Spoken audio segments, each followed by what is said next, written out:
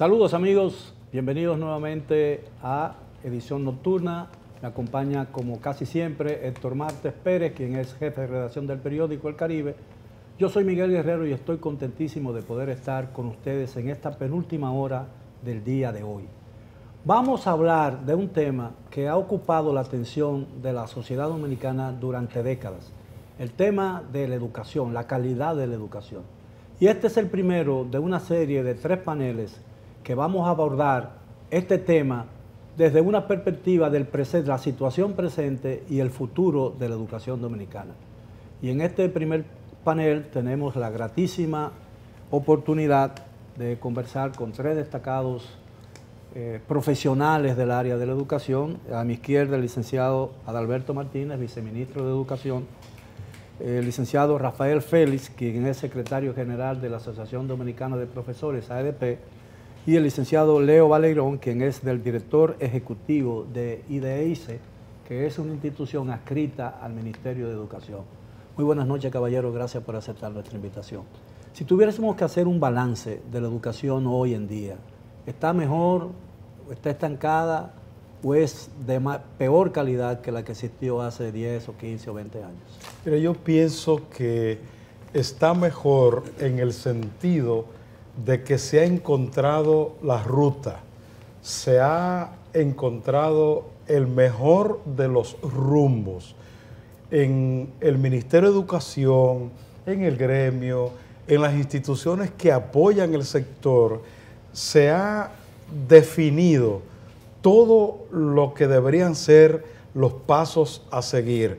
Ciertamente que hay una especie de modorra, si se quiere, porque hacer estos ajustes para reenrumbarnos no es tan simple. Pero en sentido general podríamos decir que las perspectivas parecen halagadoras en el sentido de que ya hemos definido el camino, ya se han hecho todos los estudios que había que hacer, se ha visto cuáles son las mejores experiencias, se han hecho en el propio país las pruebas, incluso hemos tenido experiencias recientes inéditas.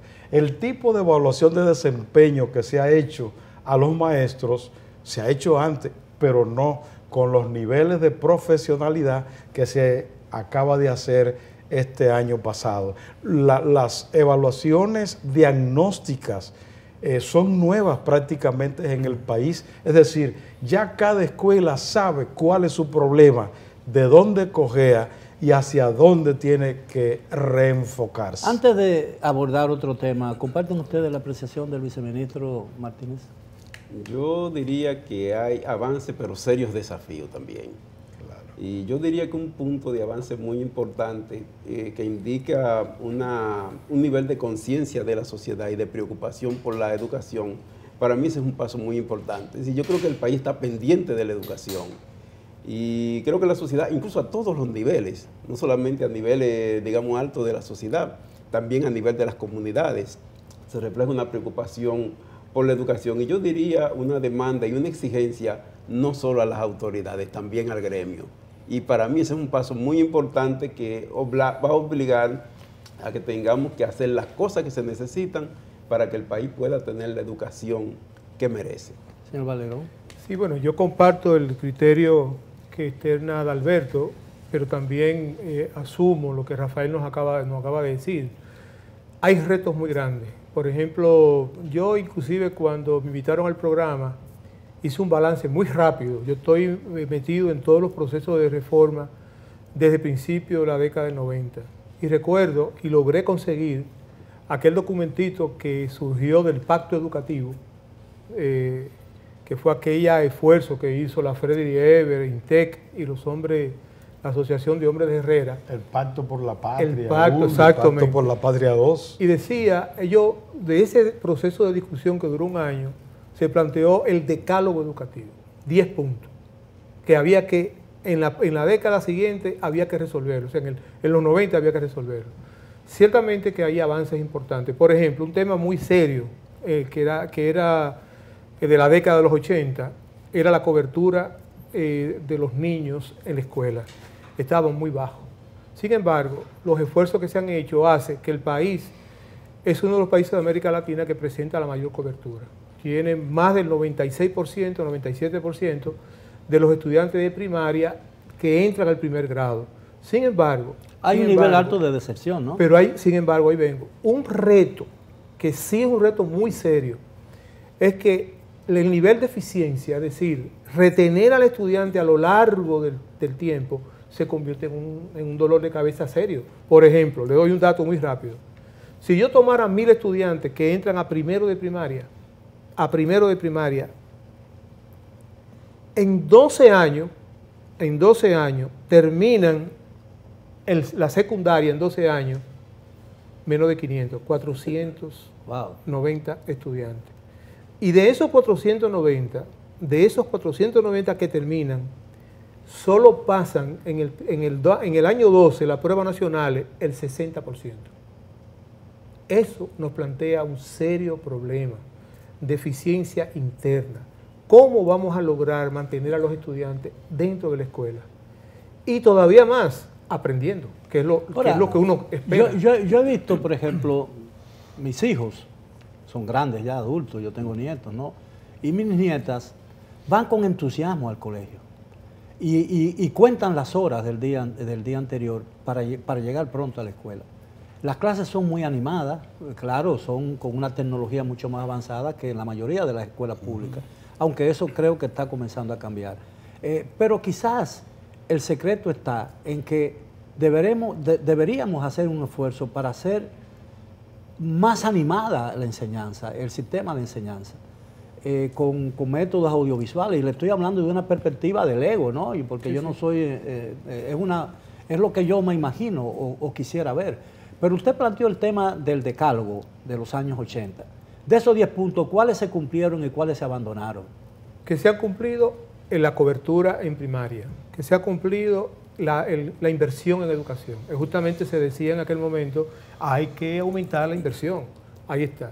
Se ha ido cumpliendo el tema de la alfabetización, de que pudiéramos resolver el tema de la alfabetización. Segundo, lo que Félix mencionaba ahora, una mayor conciencia ciudadana que era el punto 10, en torno a la educación. Otro avance que se ha hecho es la ampliación de la educación media. Ahí tenemos problemas, pero definitivamente ha habido avances. Una mejoría enorme. Enorme. Uno se da cuenta, por ejemplo, el desarrollo que tienen los politécnicos es una cosa impresionante. La misma escuela, el liceo como tal, hay cambios que se están dando que uno lo está verificando y que son significativos. En la zona rural no había escuelas secundarias, por ejemplo, y ahora en cualquier campo de la República hay una escuela secundaria. Así es. Hay que señalar también como un gran avance, un gran progreso. Es un dato quizás, una revelación. En la década de 1980, el sistema educativo perdió alrededor de 7,000 maestros que abandonaron el puesto. El maestro en este momento tiene estabilidad, es decir, no hay una égira, no hay una salida de maestros del sistema, a no ser por causa natural de la edad, jubilación, pero lo que ocurrió en esa década, eso no tiene precedente y eso se corrigió. Si bien podemos totalmente ver ese decálogo de los 80 como un punto de referencia y todavía revisar algunos avances, se supone que después de ahí ha venido nuevos retos, o sea, nuevas situaciones. Ya el sistema educativo, se supone que hay aspectos que antes no existían o demandas y ahora sí. ¿Qué tanto ha cambiado la...? Sí, de hecho, después del decálogo tenemos los dos planes decenales. O sea que de alguna manera el plan decenal recogió mucho del decálogo, pero igual presentó otros temas que eran fundamentales en ese momento. Por ejemplo, un tema fundamental y que hoy día yo creo que se están dando pasos importantísimos, no como uno quisiera, porque uno quiere más. Uno dice, en ese tema hay que avanzar mucho más, que es la formación docente. Tú decías ahorita, antes de empezar el programa, realmente que un elemento clave de todo este proceso es el maestro, la maestra. Claro. Porque ciertamente, al final de cuentas, la política se concretiza en el aula. O sea, la política educativa se concretiza en un aula concreta. No, y el maestro es el guardián de la escuela. Y es el que tiene que garantizar, porque el ministerio no puede estar presente en 7.000 planteles. El maestro, con el personal docente, es el custodio y la escuela, tiene que vigilar la escuela, responsable de la escuela. Pero añádele el siguiente dato. Incluso en el primer plan decenal de educación no se asignó ni un centavo para formar, para apoyar a los directores de los centros educativos. Ni un centavo. Es en los últimos 7, 8 años cuando se ha hecho algo para el mejoramiento del director de centro educativo. Bien, ese es un ustedes me aspecto lo permiten, totalmente caballero, nuevo. tenemos que hacer una primera pausa. Regresamos después de ella. Continúen, por favor, con esta primera entrega de nuestra serie Presente y Futuro de la Educación Dominicana. Regresamos después de la pausa.